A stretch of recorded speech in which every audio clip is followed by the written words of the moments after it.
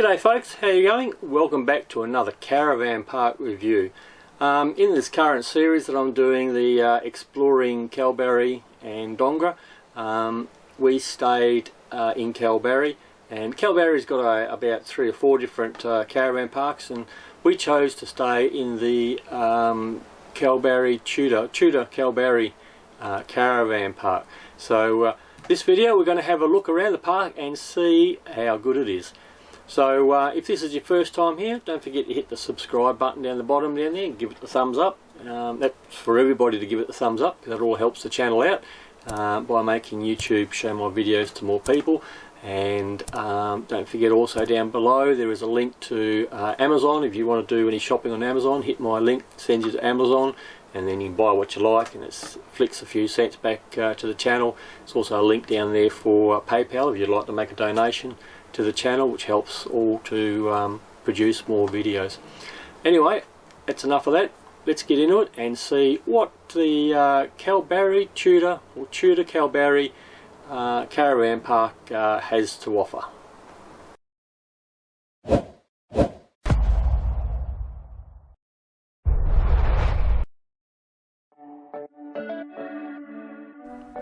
The Tudor Caravan Park is located just a few minutes walk from the centre of Kalbarri and its river beaches.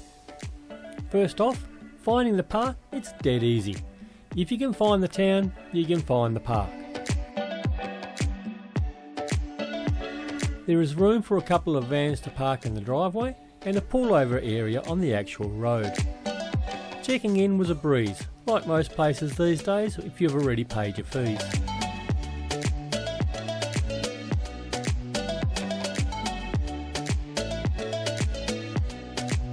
You could say the park is, well, open plan living.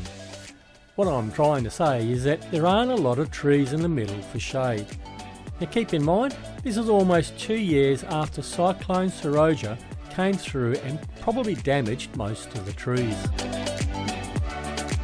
Now that's not to say they don't have trees. Along the fence line to the east side of the park is the best grass and shade sites in the park.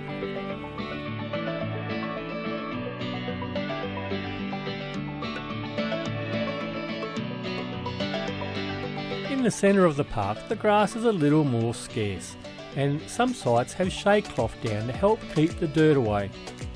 But you can see that they are trying to get the grass to grow.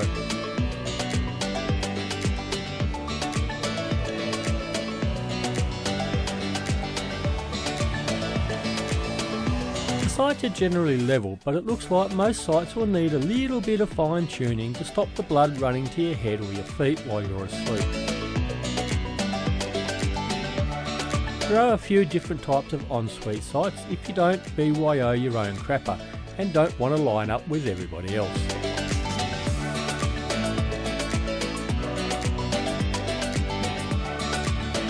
The dunnies, or for the non-Australians, the toilets, washrooms, bathrooms. There are 2 sets, one on each side of the park. The block in the centre of the park has individual rooms with toilets, showers and sinks in each room.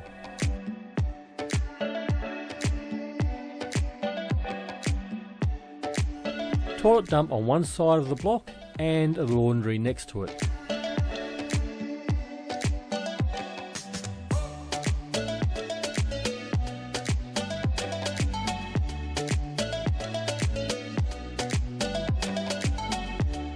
The other toilet block, closer to the camping area, has the camper's kitchen and rec room. These have the basics in them, and well, if it's raining and you're in a tent, it's going to be a better place to sit than a tent.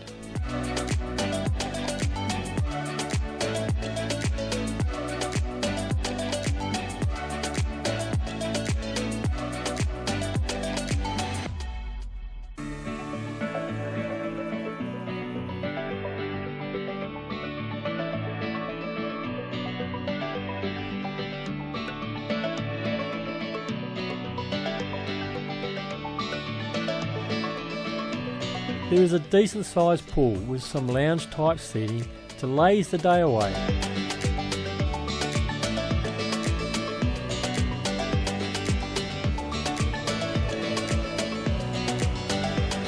and next to the pool a gazebo area with 2 gas, I think, barbecues.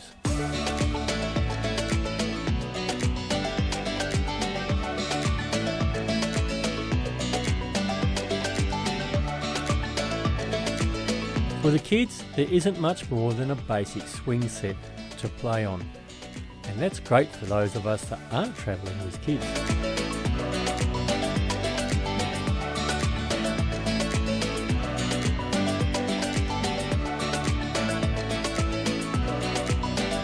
On the end of each line of sites is ample rubbish bins and a place to collect your recyclable cans and bottles.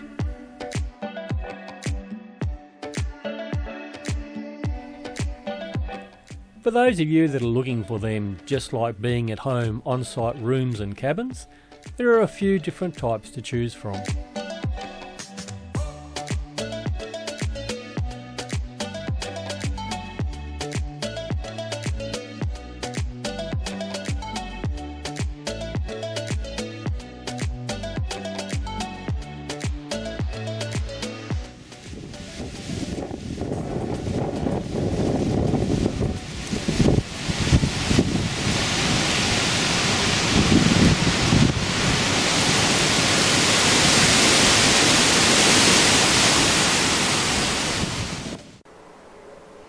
Well, there you go. That's the review of the caravan park. Now, as you can see at that end, in that end clip there, it was pretty windy while we were up here, and that's just that time of the year.